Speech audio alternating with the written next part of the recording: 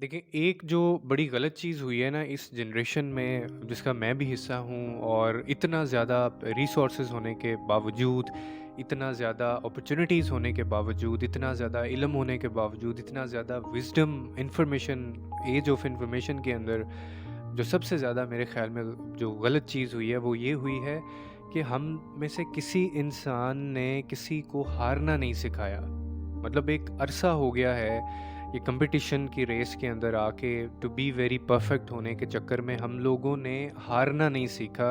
और जब हम फिर हारते हैं या हमें कुछ ऐसा सामना करना पड़ता है कई दफ़ा, तो हम बहुत टूट जाते हैं और हमसे बर्दाश्त नहीं होती। हार के जो फ़ायदे हैं वो जीत आपको नहीं दे सकती।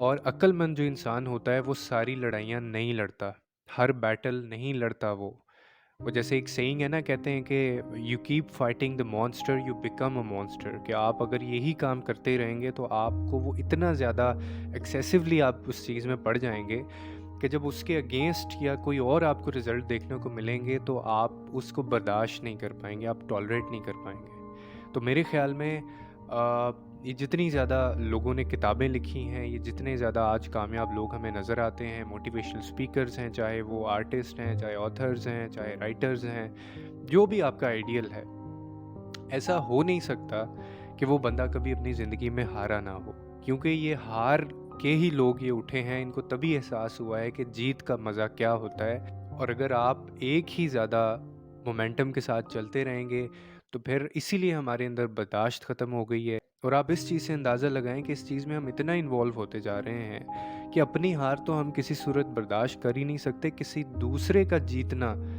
हमारे लिए उससे भी ज़्यादा डिप्रेशन वो बन जाता है। हमें नींद इसलिए नहीं आ रही होती कि हम वहीं पे खड़े हैं लाइफ में, हमारे पास वही कुछ है। साथ वाले को क्यों ये मिल गया है? साथ वाला आगे क्यों चला गया है? तो ज़िंदगी में हारना सीखें और इस चीज़ पे थोड़ा इत्तेफ़ाक करें और इस चीज़ पे ठहर के सोचें थोड़ा-सा कि हर जंग लड़ने की नहीं होती और आप हर लड़ाई जीत भी नहीं सकते और हर लड़ाई लड़नी भी नहीं चाहिए।